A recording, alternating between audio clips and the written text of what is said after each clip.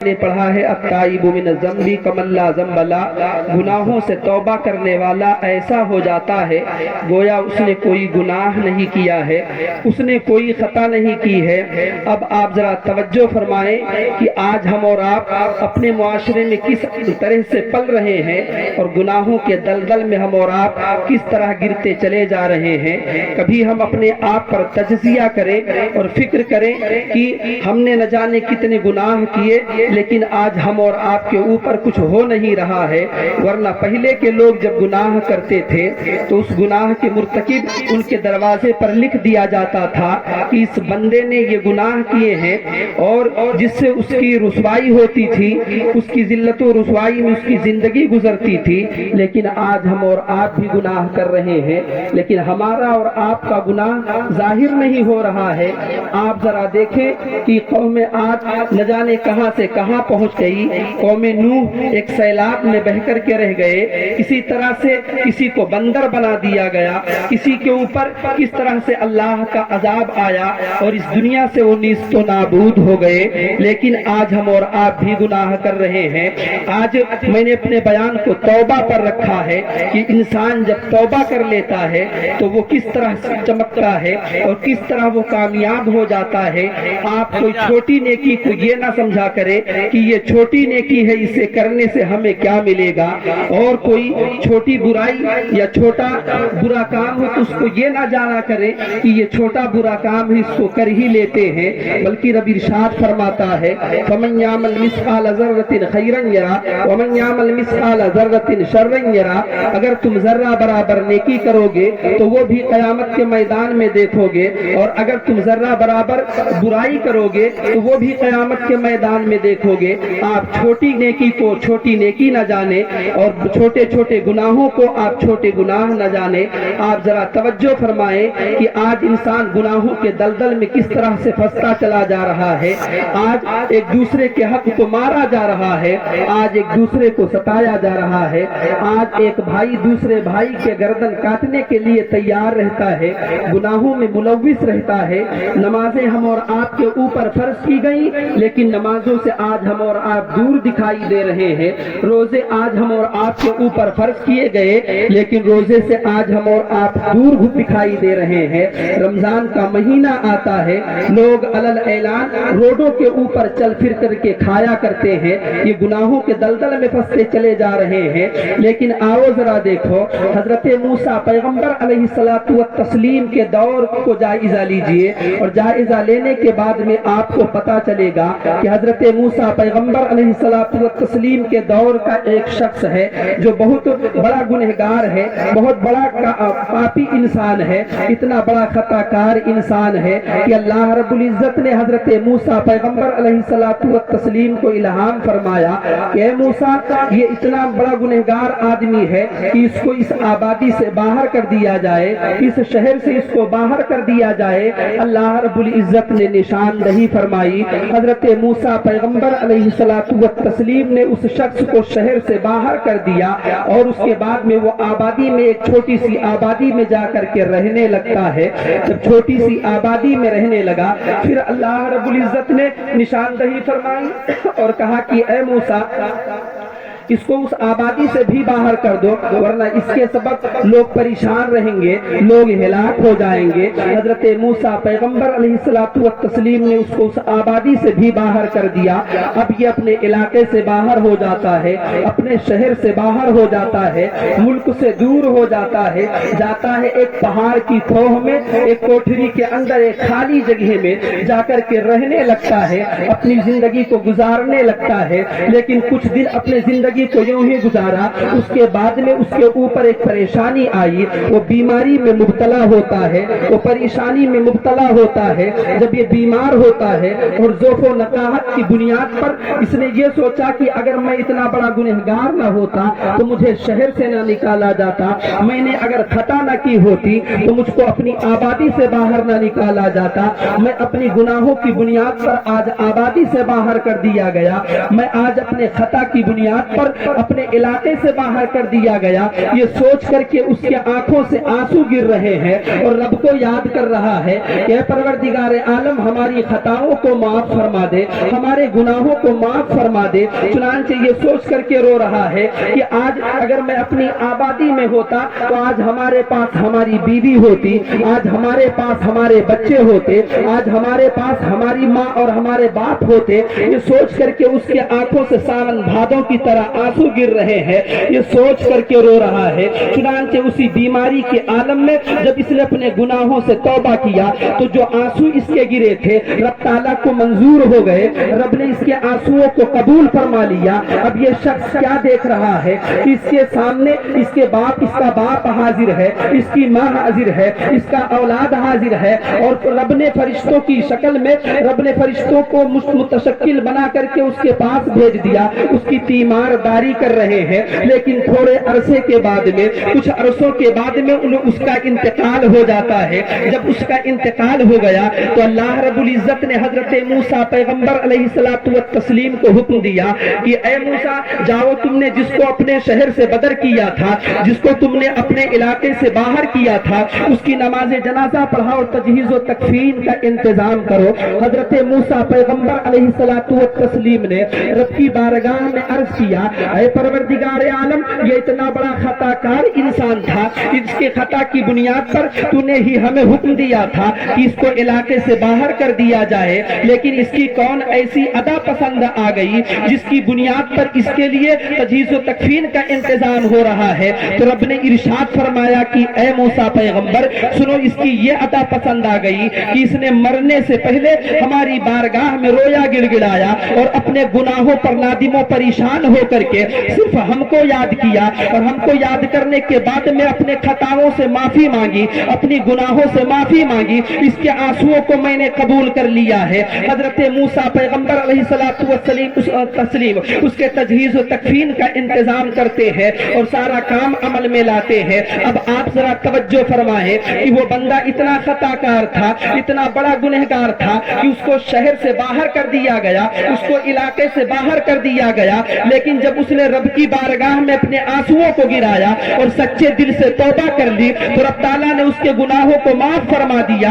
और माफ फरमाने के बाद में हजरत मूसा को हुक्म दिया कि मूसा इसके तजहीज़ व तकफीन का इंतजाम करो, इसके कफनो दफन का इंतजाम करो। इस तरह रब ताला को आंसू पसंद है कि अगर कोई अपने गुनाहों को याद करके रब की बारगाह में रोता है तो रब ताला उसके गुनाहों को माफ फरमा देता है और सच्चे दिल से जो तौबा कर लेता है, सच्चे दिल से जो रब की बारगाह में रो करके गिड़गिड़ा करके अपने गुनाहों को याद करके रोता है और तौबा कर लेता है तो रब ताला उसके गुनाहों को माफ फरमा देता है। मेरे नबी ने इरशाद फरमाया था, मेरे नबी की अंजुमन सजी हुई थी, अल्लाह के हबीब ने इरशाद फरमाया था कि तौबा का दरवाजा उस वक्त तक खुला हुआ है जब तक कि पश्चिम से सूरज नहीं निकलेगा। अब आप जरा तवज्जो फरमाएं और देखें कि आज दुनिया में कोई गुनाह करता है, दुनियावी एतबार से कोई खता करता है, कोई किसी का मर्डर कर देता है या कुछ कर देता है तो उसको माफी मांगने के बाद में माफी नहीं मिलती है। अगर किसी का कत्ल कर दिया जाए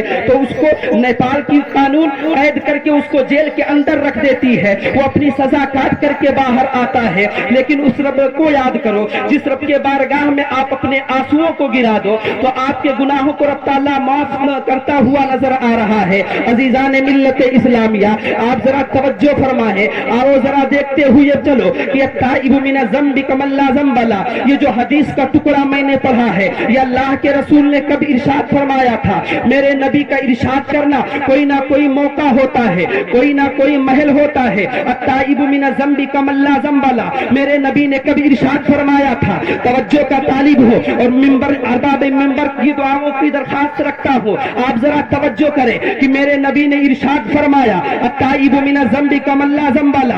आकाए करीम सल्लल्लाहु अलैहि वसल्लम की अंजुमन सजी हुई है, सारे लोग हाजिर हैं, सहाबा हाजिर है। तब तक एक सहाबी जिनका नाम हजरत माइज रदी अल्लाह ताला अन्हु है, हजरत माइज रदी अल्लाह ताला अन्हु घबराए हुए आते हैं, आंखों से आंसू गिर रहे हैं, नबी के बारगाह में हाजिर होते हैं, अर्ज करते हैं या रसूल अल्लाह सल्लल्लाहु अलैहि वसल्लम, मैं हलाक हो गया हूँ, मैं बर्बाद हो गया हूँ।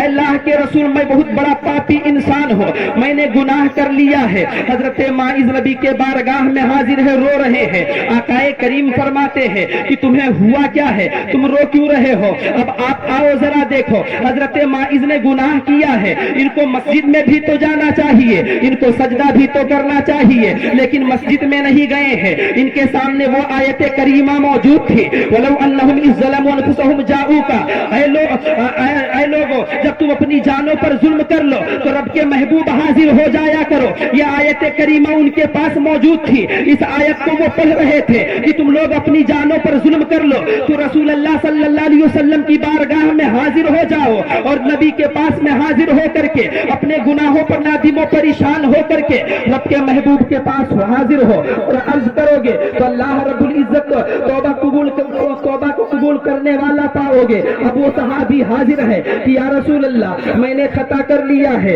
मैंने जुल्म कर लिया है, मैं बहुत बड़ा गुनहगार हूँ, मैं बहुत बड़ा सियाहकार इंसान हूँ। हजरत माइज रो रहे हैं। अल्लाह के हबीब इरशाद फरमाते हैं, ऐ माइज तुम्हें हुआ क्या है, तुम बता दो। हजरत माइज अर्ज करते हैं, या रसूल अल्लाह सल्लल्लाहु अलैहि वसल्लम, मैंने जिना कर लिया है, मैं एक औरत के करीब चला गया हूँ। ऐ अल्लाह के रसूल, मैंने अपने मुंह को एक औरत के मुंह से काला कर लिया है, या रसूल अल्लाह मैं ज़िनाकार इंसान हूँ। अल्लाह के हबीब ने भरे मजमे में इरशाद फरमाया, ऐ सहाबा जाओ हजरत माइज के मुंह को सूंघो, क्या उन्होंने शराब पी लिया है या कोई नशा करके आए हैं जो इस तरह से बोल रहे हैं कि मैंने ज़िना कर लिया है। हजरत माइज रोते हुए अर्ज करते हैं, ज़बानें कांप रही है, उनकी ज़बान से सही अल्फाज अदा नहीं हो रहे हैं। हजरत माइज अर्ज करते हैं, या रसूल अल्लाह, मैंने शराब नहीं पी है, मैंने कोई नशा नहीं किया है, मैं होशो हवास में इस बात को कबूल कर रहा हूँ कि मैंने ज़िना किया है।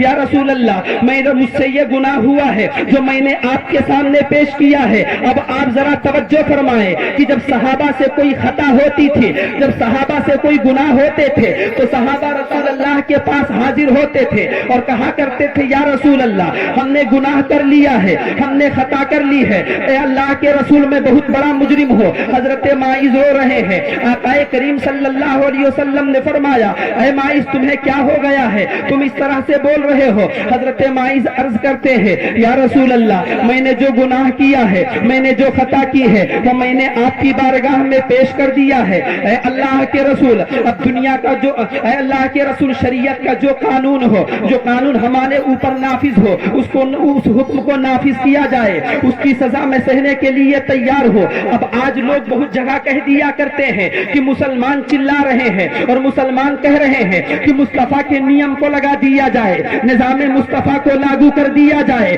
मैं उन लोगों से कहना चाहूंगा कि अगर मुसलमान ये कह रहा है निजाम मुस्तफा को लगा दिया जाए तो वो सही कह रहा है, इसलिए कि अगर निजाम मुस्तफा को लगा दिया जाएगा तो बेनमाजी को कैद किया जाएगा, शराब की भट्टियों को आग लगा दी जाएगी, जिना करने वाले को संगसार किया जाएगा। अगर आज निजाम मुस्तफा को लगा दिया जाए तो जो अलल ऐलान रोडों पर खाया करते हैं रमजान के महीने में, वो शरीयत के कानून को सुन ले कि अगर मुल्क, अगर इस्लामी हुकूमत होती तो उनके सरों को काट दिया जाता। अगर निजाम मुस्तफा को लगा दिया जाए तो अब बताओ मुसलमान अमन शांति में रहेगा कि नहीं? मुसलमान अपनी जिंदगी को आराम से गुजारेगा कि नहीं? मुसलमान एक अच्छे माहौल में अपनी जिंदगी को गुजारेगा कि नहीं? आप यही कहते नजर आओगे।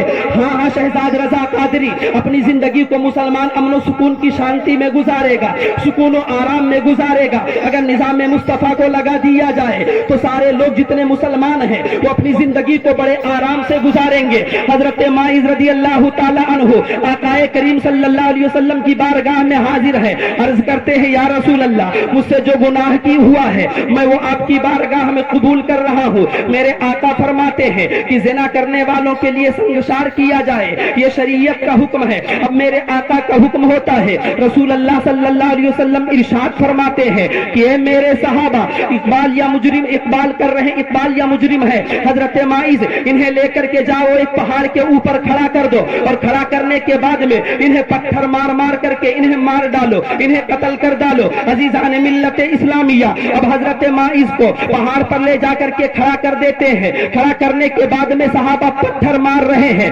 हजरत माइज भाग रहे हैं, हजरत माइज रो रहे हैं और रसूल अल्लाह को याद कर रहे हैं। जब सहाबा ने संगसार करके हजरत माइज को वहां पर संगसार करके वापस आते हैं नबी के बारगाह بارگاہ میں میرے آقا کریم صلی اللہ علیہ وسلم نے ارشاد فرمایا اے صحابہ بتاؤ مائز کا کیا حال تھا؟ تو صحابہ نے عرض کیا یا رسول اللہ جب ہم مائز کو قتل کر رہے تھے، جب ہم مائز کے اوپر پتھر برسا رہے تھے تو وہ آپ کو یاد کر رہے تھے۔ یا رسول اللہ میری خبر لے لو، اے آقا میری خبر لے لو۔ حضرت خالد بن ولید بھی موجود تھے، سنگسار کرنے میں شامل تھے۔ حضرت خالد سے میرے نبی پوچھتے ہیں اے خالد بتاؤ کیا معاملہ تھا؟ تو حضرت خالد بن ولید فرماتے ہیں یا رسول اللہ صلی اللہ علیہ وسلم جب ہم حضرت مائز کے اوپر پتھر برسا رہے تھے تو وہ آپ کو یاد کر رہے تھے۔ اے اللہ کے رسول میرے ہاتھ میں ایک اونٹ کی ہڈی آئی، اس ہڈی کو اٹھا کر کے میں نے حضرت مائز کی کھوپڑی پر مارا، جیسے ان کی کھوپڑی میں جا کر کے ہڈی لگی، اونٹ کی ہڈی لگی تو خون کا فوارہ جاری ہوا۔ جب خون کا فوارہ جاری ہوا تو اس کی چھینٹیں میرے دامن میں آ کر کے پڑی۔ میں نے کہا کہ یہ کس ناپاک کا خون ہے جو میرے دامن سے لگ گیا ہے؟ حضرت مائز کو جب یہ اونٹ کی ہڈی لگی اور لگنے کے بعد میں وہ آپ کو یاد کر رہے تھے یا رسول اللہ ہماری خبر لے لو، اے اللہ کے رسول ہماری خبر لے لو، وہ آپ کو یاد کر رہے تھے۔ تو میرے نبی نے ارشاد فرمایا تھا صحابہ کرام کے انجمن میں، صحابہ کرام کے مجمع میں کہ اے لوگوں ہے خالد بن ولید جب تم نے اٹھا کر کے اونٹ کی ہڈی کو حضرت مائز کی کھوپڑی میں مارا تھا اور حضرت مائز کی کھوپڑی میں جب لگی تھی وہ ہڈی اور پہلا پتھر جا کر کے حضرت مائز کو پڑا تھا تو خدا کی قسم حضرت مائز نے سچے دل سے جو توبہ کی تھی وہ مدینہ شریف والوں کے لیے سب کے لیے کافی ہو گئی تھی۔ اسی موقع پر میرے نبی نے یہ ارشاد فرمایا تھا التائب من الذنب کمن لا ذنب لہ، گناہوں سے توبہ کرنے والا ایسا ہو جاتا ہے گویا اس نے گناہ نہیں کیا ہے، گویا اس نے کوئی خطا نہیں کی ہے۔ اس موقع پر اس حدیث کو اللہ کے نبی نے کہا تھا التائب من الذنب کمن لا ذنب لہ، گناہوں سے توبہ کرنے والا ایسا ہو جاتا ہے۔